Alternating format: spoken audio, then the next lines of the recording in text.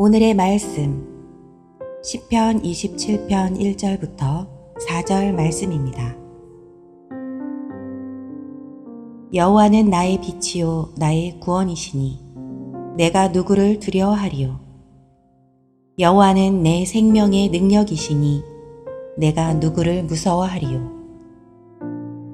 악인들이 내 살을 먹으려고 내게로 왔으나 나의 대적들, 나의 원수들인 그들은 실족하여 넘어졌도다. 군대가 나를 대적하여 진칠지라도 내 마음이 두렵지 아니하며 전쟁이 일어나 나를 치려 할지라도 나는 여전히 태연하리로다. 내가 여호와께 바라는 한 가지 일, 그것을 구하리니 곧 내가 내 평생에 여호와의 집에 살면서 여호와의 아름다움을 바라보며 그의 성전에서 사모하는 그것이라. 아멘. 우리가 살아가고 있는 시대를 이성의 시대라는 이야기를 합니다. 하지만 많은 부분에 있어서 이 이성이 아닌 감정 혹은 감성에 의해 지배를 받게 될 때가 많이 있습니다. 가만히 돌아보면 우리의 삶이 이처럼 이 이성이 아닌 그때마다 찾아오게 되는 감정에 의해 지배되는 것을 자주 보게 됩니다. 우리가 삶을 대할 때 나쁜 기분이 들면 이 모든 일을 대할 때도 기분 나쁘게 대하게 되고, 또 기분이 좋으면 모든 일을 대할 때 기쁜 마음으로 대하게 됩니다. 직장에 다니는 사람들도 자신의 감정에 따라 실적이 달라진다고 합니다. 그러나 이 우울함이나 또 기쁨 그 자체가 어떤 실패와 성공은 아닙니다. 단지 우울하거나 기쁜 감정에 지배당하고 있는 것뿐이죠. 17세기 철학자 스피노자는 인간의 감정을 48가지로 그렇게 구분해서 이해를 합니다. 모든 인간에게는 자긍심, 경탄, 경쟁심, 야심, 사랑 등과 같은 이 매우 다양한 감정을 갖고 살아간다는 것입니다. 우리 이처럼 많은 감정을 어떻게 관리하느냐가 참 중요합니다. 그렇지 않으면 우리는 어느새 나도 모르게 이 감정에 의해 지배당하는 그런 삶을 살아가기 때문입니다. 강신주라고 하는 철학자, 한국인 철학자가 있습니다. 그가 쓴 감정수업이라는 책에 보면 이 스피노자의 감정에 관해 논하면서 이런 이야기를 합니다. 감정은 그것이 어떤 것이든지 신적이다. 왜냐하면 감정은 평범한 삶을 뿌리에서부터 뒤흔들 수 있는 힘을 지닌 데다 한 개인이 의식적으로 선택할 수 없는 것이기 때문이다. 감정은 이 한 인간의 삶을 지배할 수 있는 힘이 있다는 것이 바로 그게 주장입니다. 가만히 보면 오늘날 현대인들의 삶이 많은 스트레스에 의한 이 감정에 의해 컨트롤되는 경우를 참 많이 보게 됩니다. 여러분 자신을 돌아보아도 좀 그런 경향이 많이 있는 것 같죠? 감정에 의해서 내 삶이 좌우되는 경우를 많이 경험들 하시죠? 네, 한 3분만 대답을 하셨는데 아마 대부분 다 그러실 거예요. 감정에 의해서 흔들릴 때가 참 많이 있다는 것이죠. 제가 대학 다닐 때 일입니다. 제가 다닌 그 학과 특성상 술 문화가 참 대단한 그런 학과였습니다. 아무래도 예술을 하던 친구들이다 보니까 뭐 술과 뗄래야 뗄 수 없는 그런 문화가 있었습니다. 물론 저는 그 무리에 속하지는 않았지만 학과 친구들을 보면 이처럼 항상 이 술을 가까이 하는, 의도적으로라도 가까이 하는 그런 생활을 하는 것을 보았습니다. 술을 마시는 핑계도요 정말 다양했습니다. 날씨가 좋으면은요, 야 날씨 좋다, 술 한잔 하자. 다음날 날씨가 좀 흐리면, 아 오늘 날씨가 좀 흐리네, 술 한잔 하자. 또 그 다음날 또 비가 오면, 이거 비가 오네, 술 한잔 하자. 기분이 좋은 무슨 일이 있으면, 야 우리 기분 좋은 날이니까 술 한잔 하자. 또 기분이 좀 안 좋은 날이 있으면, 에이 오늘 기분이 영 안 좋으네, 뭐 하자고요? 술 한잔 하자. 그러니까 다 모든 게 뭡니까? 핑계고 결국엔 술을 마시자는 게 그들의 목적이었습니다. 가만히 보면 술이 빠지는 날이 없을 정도였습니다. 언젠가 어떤 목사님께서 이런 고백을 하시는 것을 제가 들은 적이 있습니다. 과거에 이 예배에 대한 성도님들의 그 반응에 따라 이 기쁜 감정과 또 낙심의 감정이 교차될 때가 있었다는 거예요. 성도님들이 은혜를 많이 받은 모습을 보게 되면 그날은 기분이 좋았다가, 오늘따라 왜 이렇게 눈을 감고 계시는 분들이 많이 계실까? 그런 날이면은 뭐예요? 낙심하는 그런 마음을 가지게 되었다는 것이죠. 물론 그 후에는 그 마음을 회복하셔서 목회를 잘 하셨다는 그런 이야기를 들었습니다. 여러분, 사탄은요 우리 인간의 이러한 이 생각 그리고 이 감정을 지배하기 위해 집요하게 우리에게 유혹의 손길을 뻗칩니다. 이때 우리는 우리의 생각을 하나님의 말씀으로 채우고 우리의 감정을 바로 그 하나님의 말씀 안에서 컨트롤하려는 그런 노력을 해야 하는 것입니다. 감정에 휘둘리지 않도록 하나님의 말씀이 나를 컨트롤할 수 있도록 말씀에 의지하는 그런 삶의 태도가 중요하다는 것이죠. 그렇지 않으면 부정적이고 또 잘못된 그 느낌과 감정으로부터 벗어나기 어렵기 때문입니다. 우리에게 시험이 올 때에는 똑같은 상황 속에서 그 상황을 다르게 받아들이는 우리 자신에게 문제가 있을 때에 시험에 들 때가 있습니다. 쉽게 말하면 같은 상황이지만 우리 자신이 동일한 상황을 어떻게 받아들이느냐, 그 태도에 따라 달라진다는 것이죠. 상황을 바라보는 관점이 잘못되면 우리는 이 시험이라고 하는 올무에 빠질 수밖에 없는 것입니다. 인간의 관점은 참 다양하기 때문에 어느 방향에서 어떻게 바라보느냐에 따라 대상을 받아들이고 또 그것을 판단하는 데 큰 영향을 주기 마련입니다. 여러분, 가령 여기 사과 하나가 있다고 생각해 보십시오. 그런데 한쪽 면은요 너무나도 깨끗하고 먹음직스러워 보여요. 그런데 돌려보면 그 반대쪽은 벌레가 먹어서 그만 썩어 있다고 여러분 한번 상상해 보십시오. 깨끗한 면만 바라보는 사람은 이 사과가 어떻다고 생각을 하겠습니까?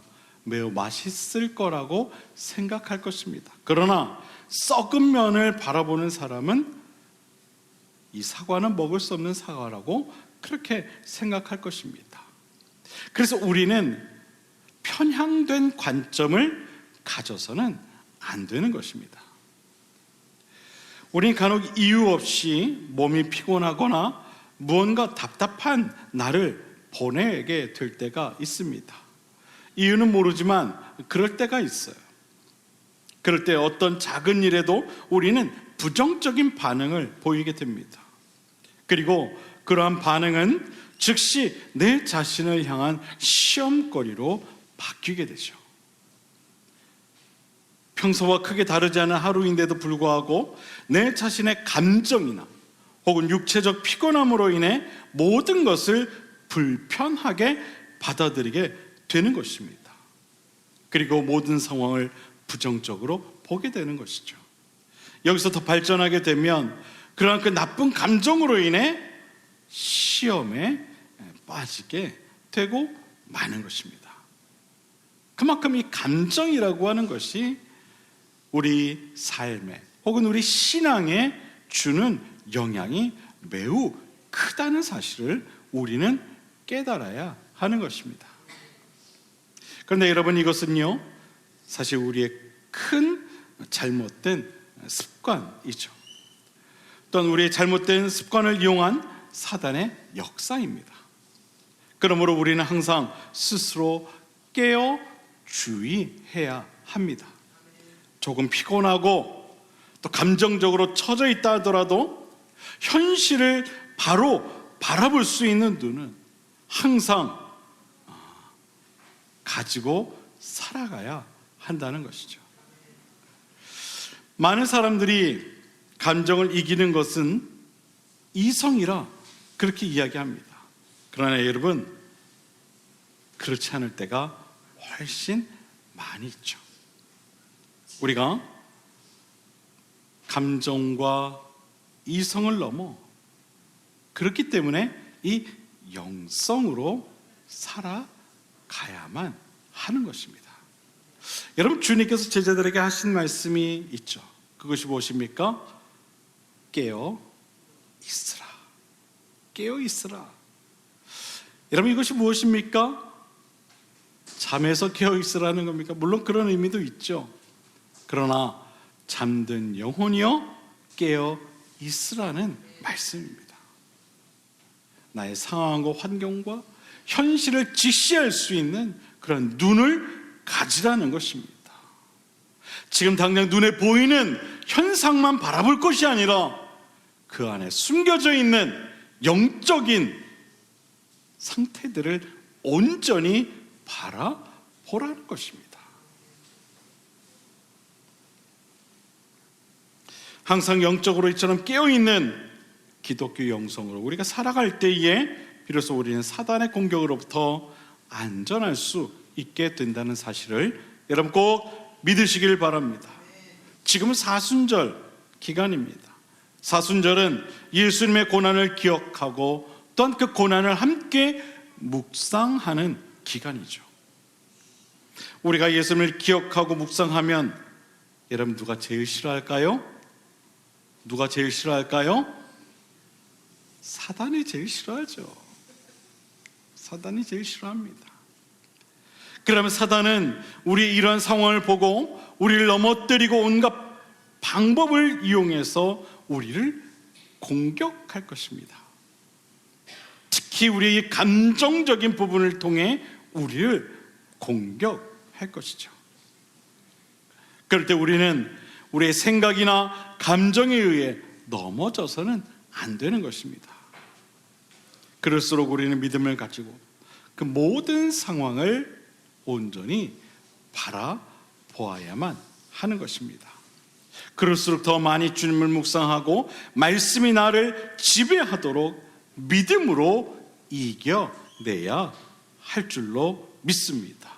사랑하는 여러분, 금년도 이 사순절 기간을 꼭 믿음으로 승리하는 기간이 되어지게 되기를 주님의 이름으로 간절히 축원을 드립니다. 여러분, 주님은요 우리가 생각하는 것보다 훨씬 더한 고통과 고난을 이겨내셨어요. 그러한 주님을 바라보시면서 믿음 안에서 꼭 승리할 수 있는 이번 사순절 기간이 되시기를 바랍니다. 시험에 들지 않도록 항상 영적으로 깨어 있는 그런 사순절 기간이 되시기를 바랍니다.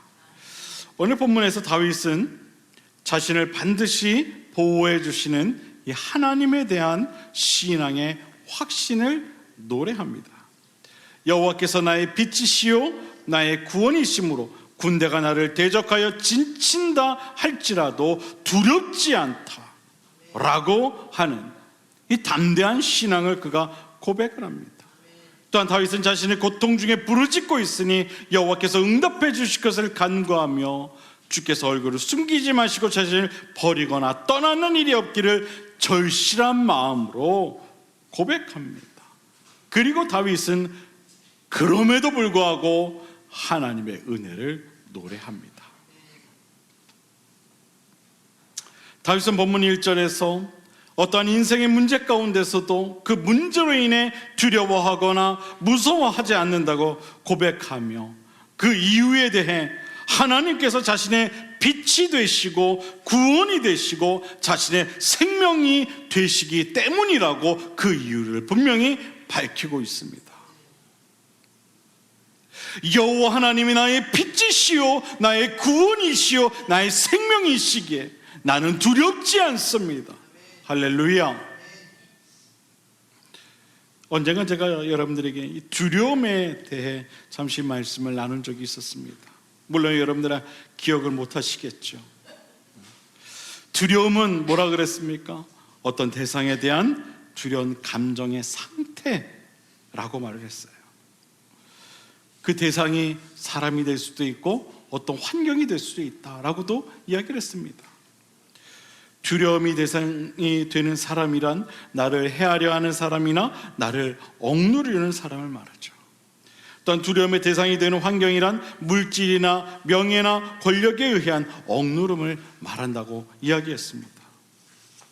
이러한 대상과 환경으로 인해 우리 인간은 때때로 이처럼 이 두려움에 휩싸이게 되는 것입니다. 그러나 우리 믿음의 성도들은 그 어떠한 두려움의 대상보다 더 크신 여호와 하나님께서 항상 우리와 함께 하시기에 그 어떠한 사람도 그 어떠한 환경도 그 어떠한 대상도 두려움의 대상이 될 수가 없는 것입니다. 본문 1절에서 다윗이 고백했듯이 여호와 하나님께서 우리의 생명과 우리의 능력이 되시기 때문에 어떠한 대상도 두렵지 않을 수 있는 것입니다.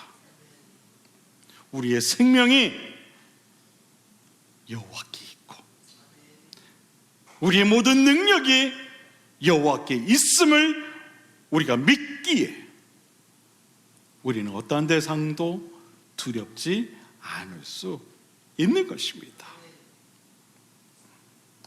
삶의 문제보다 더 크신 여호와 하나님께서 우리와 함께 하시기 때문에 우리는 두렵지 않을 수 있는 것입니다.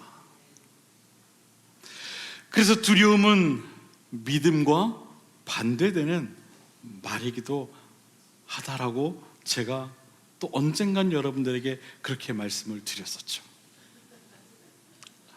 여러분, 두려움의 반대말은요 믿음이라는 사실을 여러분 기억하셔야 돼요. 내 삶에 무언가 어두운 마음이 찾아오고 어떤 두려운 마음이 찾아왔다, 그것은요 하나님을 향한 나의 믿음이 작아졌다는 것을 말하는 거예요. 하나님을 잊고 있다는 것을 말하는 거예요. 그렇기 때문에 내 마음에 근심이 찾아오게 되는 것이고 내 마음에 두려움이 찾아오게 되는 거예요. 여러분, 우리 마음에서 믿음이 사라지게 될 때 두려움은 자연스럽게 내 마음에 들어오게 되는 것입니다. 마치 빛이 사라지면 어두움이 잦아들듯이 말입니다. 그러므로 우리는 항상 우리와 함께 하시는 살아계신 그 하나님에 대한, 하나님의 그 존재에 대한 믿음을 결코 잊어버려서는 안 되는 줄로 믿습니다. 그래야만 두려움이 내 삶에, 내 마음에 찾아오지 않기 때문입니다. 사랑하는 여러분, 하나님에 대한 존재를 결코 잊지 마시기를 바랍니다. 살아계신 하나님께서 여러분과 늘 함께 하신다는 사실을 여러분 꼭 믿으시길 바랍니다. 다윗에게는요 바로 이런 믿음이 있었던 거예요. 그래서 그가 어떤 상황 가운데 있더라도 그 모든 상황 속에서조차 두려워하지 않을 수 있었던 거예요. 죽음의 위기 가운데서도 그는 두려워하지 않았어요. 왜? 여호와께서 나의 생명이시고 나의 힘이 되시고 나의 요새가 되시고 나의 반석이 되심을 그가 믿었기 때문이에요.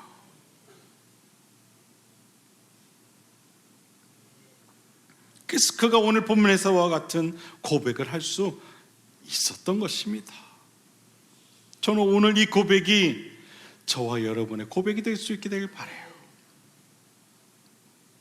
여러분의 삶 속에서 여러분의 입술을 통하여 여호와는 나의 힘이십니다.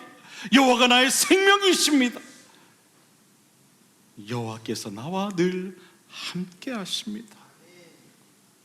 그러니 내가 여호와를 찬양합니다. 그런 고백이 늘 고백되어질 수 있게 되기를 바랍니다.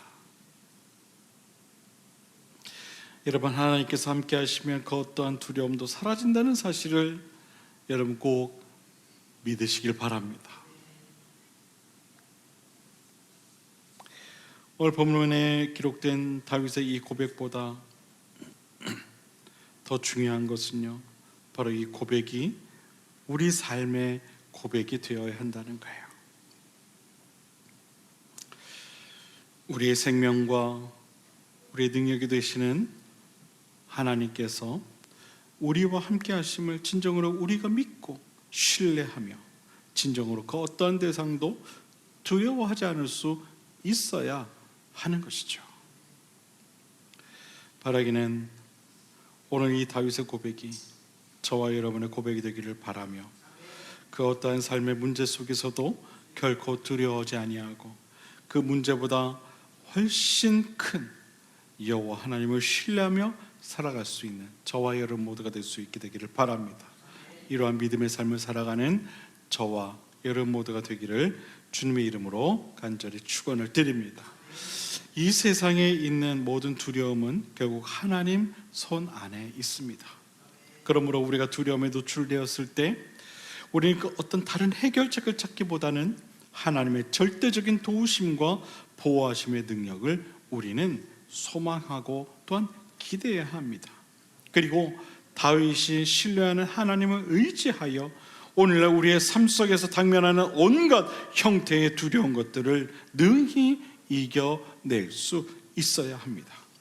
성실하신 여호와 하나님을 신뢰할 때, 그리고 우리의 삶의 반석이 되시는 여호와 하나님을 붙잡을 때, 변치 않으시는 여호와 하나님께서 우리의 삶의 모든 두려움들을 물리쳐 주실 줄로 믿습니다. 우리가 우리의 신앙을 지킬 수 있을 때에 하나님께서는 언제나 우리와 함께 하실 것입니다. 또한 그분께서 우리를 대신하여 싸우실 것입니다. 주님과 함께 동행하며 반드시 승리의 삶을 살아가게 되는 저와 여러분 모두가 될 수 있게 되기를 다시 한번 주님의 이름으로 축원을 드립니다. 웨슬리 목사님의 기도문 가운데 이런 기도문이 있습니다. 저는 더 이상 제 것이 아니라 주님의 것입니다. 제 뜻이 아닌 주님의 뜻대로 모든 것이 이루어지기를 원합니다. 주님이 저를 어느 곳에 두시든 최선을 다해 행하게 하시고 또한 견디게도 하옵소서. 해야 할 일을 만날 때나 혹은 아무 일이 없을 때, 어려움 중이나 또한 평안함 중에도 주님의 뜻이 이루어지길 원합니다. 사람들이 저의 가치를 알아주거나 혹은 무시당할 때, 일을 잘 해냈을 때나 부족함을 느낄 때에도, 모든 것을 가졌을 때나 아무것도 없을지라도 제가 가진 전부와 또한 제 자신을 기꺼이 바칩니다. 주님을 섬기며 또한 주님이 택하신 곳에서 서기 위하여 영화로우시며 찬양받으실 하나님, 성부, 성자와 성령, 주님은 내 안에 계시며 저는 주님의 것입니다. 영원토록 그렇게 되기를 원합니다. 지금 이 땅에서 맺은 이 언약이 하늘에서 이루어질 줄 믿습니다. 아멘. 주님은 내 안에 계시며 저는 주님의 것입니다. 지금 이 땅에서 맺은 이 언약이 하늘에서 이루어질 줄 믿습니다. 라는 이 웨슬리 목사님의 이 고백이 오늘 우리의 가슴을 벅차게 만듭니다. 우리가 이런 사실을 믿고 의지할 때 우리는 어떠한 두려움 속에서도 자유할 수 있게 될 줄로 믿습니다.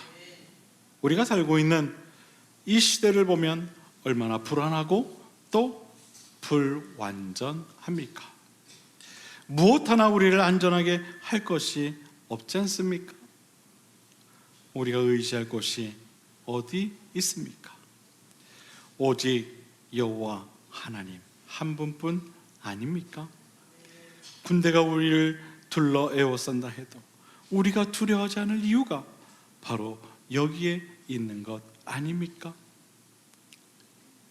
사랑하는 여러분, 두려워하지 마시길 바랍니다.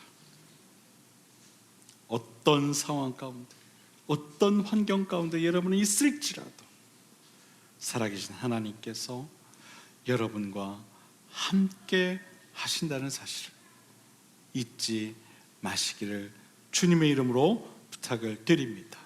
사랑하는 여러분, 놀라지 마시길 바랍니다. 하나님 아버지께서 우리와 함께 하십니다. 이사야서 41장 10절을 보면 이런 말씀이 기록되어 있죠. 두려워하지 말라. 내가 너와 함께 함이라. 놀라지 말라. 나는 네 하나님이 됨이라. 내가 너를 굳세게 하리라. 참으로 너를 도와주리라. 참으로 나의 의로운 손으로 너를 붙들리라. 요한복음 14장 1절에 보면 이런 말씀이 또한 기록되어 있습니다.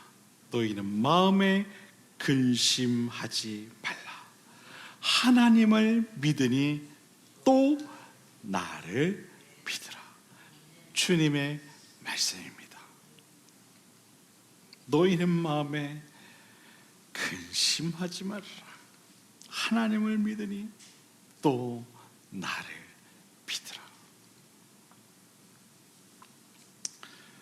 저는 오늘 이 말씀을 통하여서 혹시라도 마음에 근심과 두려움이 있는 분들이 계시다면 그 마음이 치유되는 놀라운 역사가 있게 되기를 바랍니다. 그래서 그 마음의 자유함을 얻게 되고 주님 주시는 참된 평안함을 얻고 돌아갈 수 있는 오늘 이 예배의 자리가 되기를 바랍니다. 사순절 기간을 보내면서 혹시라도 찾아오게 되는 삶의 무게 앞에서 때로는 좌절하거나 낙심하거나 실패와 같은 마음이 찾아올지라도 여러분 결코 두려워하지 마시기를 바랍니다. 하나님 아버지께서 우리와 함께 하십니다. 주님은 많은 어려움 속에서조차 우리를 위해 고난 당하셨지만 결국 그 모든 고난을 이기시고 죽음을 지나 다시 부활하셨습니다.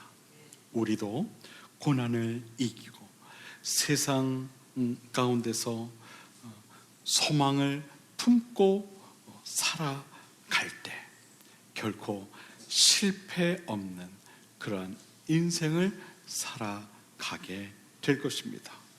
여러분, 성도의 인생에는 결코 실패가 없어요. 성도의 인생에는 결코 두려움이 없어요. 모든 두려움을 이기고 두려움보다 크신 여호와 하나님을 의지하며 모든 일에 있어서 늘 승리하며 나아가는 우리 비상그림교회 모든 성도님들이 다 되실 수 있게 되기를 주님의 이름으로 간절히 축원을 드립니다. 기도하겠습니다.